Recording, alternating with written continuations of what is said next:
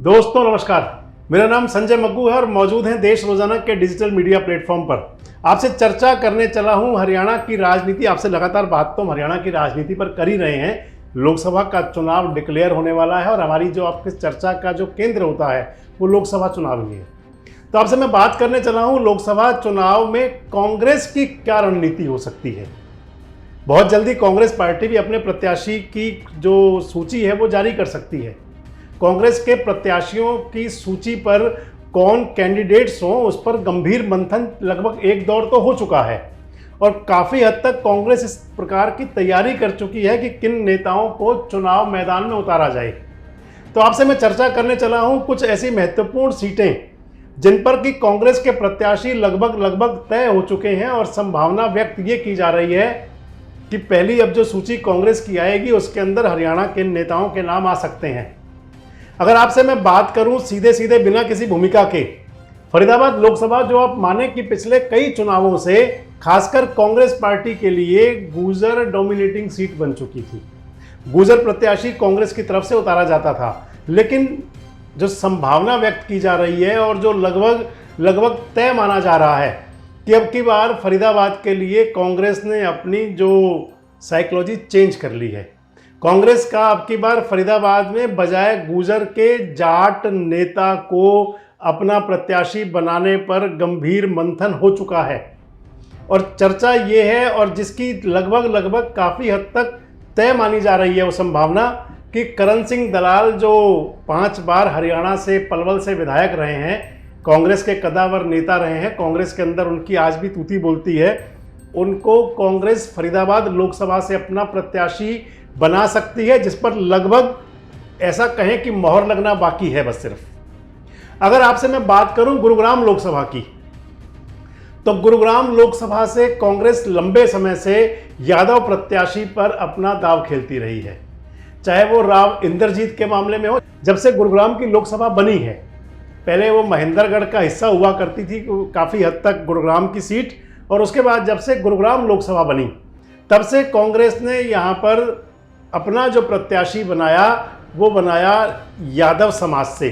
पहले राव इंद्रजीत प्रत्याशी थे, 2019 के चुनाव में यहाँ से प्रत्याशी हुए कैप्टन अजय यादव, और अब ये माना जा रहा है कि कांग्रेस यहाँ पर गैर यादव प्रत्याशी पर अपना दांव खेलने जा रही है।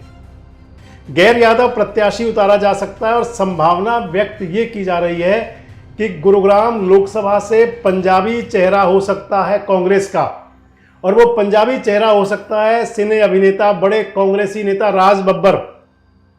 आप चौंक सकते हैं, लेकिन आप तय मानिए कि राज बब्बर के नाम पर काफी हद तक मोहर लग चुकी है गुरुग्राम लोकसभा के लिए, क्योंकि कैप्टन अजय यादव तो पहले ही मना कर चुके हैं। बीच में यहाँ पे आफ्ताब अहमद का नाम भी आया था, क्योंकि गुरुग्राम लोकसभा के अंदर आप माने कि जिस प्रकार से प्रभावी मतदाता हैं यादव, उतने ही प्रभावी मतदाता हैं मेव। 4 सीटें विधानसभा की ऐसी हैं गुरुग्राम लोकसभा में जहां पर कि मेव मुस्लिम मतदाता बड़ी संख्या में हैं। नूंह, फिरोजपुर, झिरका, पुनाना और सोहना, ये 4 सीटें ऐसी है कि जहां पर बड़ी संख्या में 3 तो मान लें कि पूरी तरह से मुस्लिम सीटें ही हैं। नूंह जिले की तीनों, नूंह, फिरोजपुर, झिरका और पुनाना, और सोहना विधानसभा में भी मुस्लिम मतदाता काफ़ी हद तक वहाँ को प्रभावित करता है। मुस्लिम मतदाता प्लस पंजाबी मतदाता प्लस कांग्रेस का मतदाता, परंपरागत मतदाता प्लस एक सेलिब्रिटी। हालांकि आज राज बब्बर पुराने हो चुके हैं, लेकिन माना यह जा रहा है कि राज बब्बर राव इंद्रजीत सिंह को कड़ी चुनौती दे सकते हैं, और इस लिहाज से कांग्रेस ने राज बब्बर के नाम पर लगभग सहमति बन चुकी है गुरुग्राम लोकसभा के लिए। अगर अगली बात करूं मैं आपसे कि भिवानी महेंद्रगढ़ लोकसभा सीट, तो भिवानी महेंद्रगढ़ लोकसभा सीट से जो श्रुति चौधरी 2 बार चुनाव हार चुकी हैं, अब की बार ऐसा लगता है कि क्योंकि गुरुग्राम में अहीर प्रत्याशी को, यादव प्रत्याशी को नहीं दिया जा रहा, भारतीय जनता पार्टी ने वहां से जाट नेता को दोबारा उतार दिया है, क्योंकि लगातार दोनों चुनाव धर्मवीर जी से हारी श्रुति चौधरी। इसलिए हो सकता है कांग्रेस पार्टी यहां पर अब की बार श्रुति चौधरी को प्रत्याशी न बनाए। संभावना जताई जा रही है कि कांग्रेस पार्टी भिवानी महेंद्रगढ़ लोकसभा सीट पर राव दान सिंह को अपना प्रत्याशी बना सकती है। महेंद्रगढ़ के विधायक राव दान सिंह हरियाणा सरकार में पहले संसदीय सचिव रहे, जो राव दान सिंह की है, उनकी कुछ राव इंदरजीत सिंह से रिश्तेदारी भी बताई जाती है। इसके साथ साथ वो हुड्डा साहब के भी बहुत नज़दीक हैं। माना यह जाता है कि भिवानी महेंद्रगढ़ सीट, जहां पर कि किसी अहीर नेता को सांसद बनने का मौका नहीं मिला, कांग्रेस यहां पर गेम चेंजिंग कर सकती है और अहीर प्रत्याशी के रूप में राव दान सिंह हो सकते हैं। अगर अगली बात आपसे करूं तो रोहतक लोकसभा, जहां पर लगभग तय है नाम, रोहतक लोकसभा के लिए दीपेंद्र हुड्डा का नाम लगभग तय है। दीपेंद्र हुड्डा ने कार्यकर्ता सम्मेलन करने भी शुरू कर दिए हैं, आज बेरी में थे। हालांकि ये सीट हुड्डा परिवार के लिए वैसे भी है, लेकिन अब माना यह जा रहा है कि इस सीट को, यानी कि जो रोहतक की सीट है, यहाँ से दीपेंद्र हुड्डा लगभग तय प्रत्याशी हैं। दीपेंद्र हुड्डा के अलावा किसी और नाम पर शायद चर्चा भी नहीं होगी और हो सकता है कि जब भी प्रत्याशियों की घोषणा हो तो उसमें दीपेंद्र हुड्डा के नाम पर मोहर लग जाए। अगर अगला आपसे जिक्र करूं तो अगली लोकसभा सीट के लिए मैं आपसे बात करता चलूं अंबाला को लेकर। अंबाला लोकसभा के लिए कांग्रेस की तरफ से माना यह जा रहा है कि कुमारी शैलजा प्रत्याशी तय हैं। शैलजा, हालांकि मैंने पहले आपको अपने वीडियोस में कई बार बताया था कि अंबाला लोकसभा सीट कुमारी शैलजा के हिसाब से चलेगी, और अब समझा ये जा रहा है कि शैलजा जी के लिए उनके नाम पर लगभग मोहर लग चुकी है। हालांकि कुमारी शैलजा खुद तो कहती हैं कि उनका लोकसभा चुनाव लड़ने का मन नहीं है, लेकिन साथ ये भी कहती हैं कि जो पार्टी का आदेश होगा। और शैलजा जी के बारे में ये माना जा रहा है कि अगर कांग्रेस के दोनों गुट एक होकर चुनाव लड़ गए, अगर भूपेंद्र सिंह हुड्डा समर्थक जो वहाँ पे नेता है, निर्मल सिंह, चित्रा सरवारा, वरुण मुलाना, इन सभी तमाम नेताओं ने अगर समर्थन कर दिया, सपोर्ट कर दिया इनको, शैलजा जी को, तो फिर आप मान लें कि मुकाबला वहाँ बहुत कड़ा हो सकता है, शैलजा भारी पड़ सकती हैं। इसलिए शैलजा का नाम लगभग तय है। सोनीपत संसदीय सीट के लिए हुड्डा साहब पिछली बार चुनाव लड़े थे, थोड़े से वोटों से, लगभग 1.5-2 लाख वोटों से चुनाव हार गए थे। अब की बार भारतीय जनता पार्टी वहाँ माना तो ये जा रहा है कि अब की बार भी ब्राह्मण नेता कोई लाएगी। और इधर दूसरी तरफ सोनीपत के लिए कांग्रेस की तरफ से अगर नाम चल रहा है तो कहा यह जा रहा है कि कांग्रेस से बृजेंद्र सिंह भी हो सकते हैं। अगर हुड्डा साहब और चौधरी वीरेंद्र सिंह बांगर चौधरी के आपस में तालमेल ठीक बैठ गया, क्योंकि जींद के अंदर थोड़ा ठीक ठाक असर है चौधरी वीरेंद्र सिंह का, अगर रणदीप सिंह सुरजेवाला ने भी पूरा समर्थन मदद कर दी और इधर हुड्डा साहब जुट गए, तो फिर आप मान लेना कि बृजेंद्र सिंह मजबूत प्रत्याशी हो सकते हैं और बृजेंद्र सिंह की तरफ ध्यान है। हालांकि किसी ब्राह्मण चेहरे की तरफ भी यहाँ सोच रही है कांग्रेस कि किसी ब्राह्मण नेता को टिकट दिया जाए। वो ब्राह्मण नेता कौन हो सकता है आपसे फिर कभी चर्चा करूंगा, लेकिन चर्चा ये भी है कि ब्राह्मण नेता भी हो सकता है। अगर आपसे मैं बात करूं इसके साथ साथ अगली संसदीय सीट पर चलें तो सिरसा के लिए कई नाम हैं। किसी गंभीर नाम पर अभी कांग्रेस पहुंची है ऐसा कुछ पूरी तरह से कहा नहीं जा सकता। वैसे संभावना ये है कि यहाँ पर जो पूर्व सांसद थे चरणजीत सिंह रोड़ी, उनको भी देखा जा सकता है। इसके अलावा और भी कई नेता कांग्रेस के अंदर हैं, उस पर भी मंथन हो सकता है।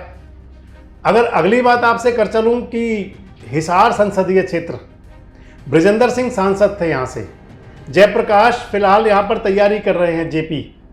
अगर जेपी नहीं होते, क्योंकि फिलहाल तो जेपी पर नाम चल रहा है, अगर जेपी पर कहीं बदलाव होता है, जेपी को कहीं बदला जाता है, तो फिर हिसार लोकसभा सीट ऐसी है कि यहाँ पर किसी बैकवर्ड चेहरे की तरफ भी ध्यान जाए, और या फिर बृजेंद्र सिंह जो सांसद रहे हैं वहाँ से, उचाना हल्का उन्हीं के हल्के में आता है, बृजेंद्र सिंह को देखते हुए हिसार में बृजेंद्र सिंह भी हो सकते हैं।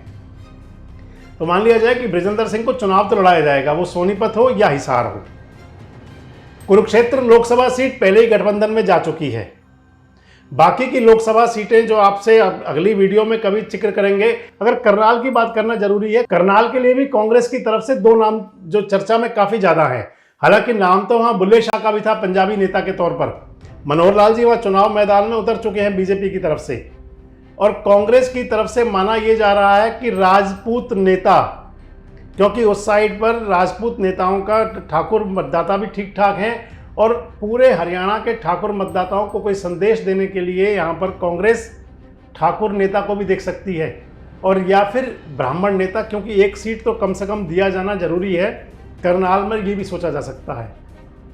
जो मैं आपको नाम बताए हैं, मैंने आपको एक बार दोबारा रिपीट आपसे करता हूँ कि जो लगभग तय है उन तय में आप मान के चले कि फरीदाबाद के लिए करण सिंह दलाल, गुरुग्राम के लिए राज बब्बर, भिवानी महेंद्रगढ़ सीट पर राव दान सिंह, रोहतक सीट पर दीपेंद्र हुड्डा और अंबाला सीट पर कुमारी सैलजा, इन 5 नामों पर तो पूरी मोहर लग चुकी है और कांग्रेस की पहली सूची में ये उम्मीद है कि 1-2 दिन में नाम आपके सामने आ सकते हैं।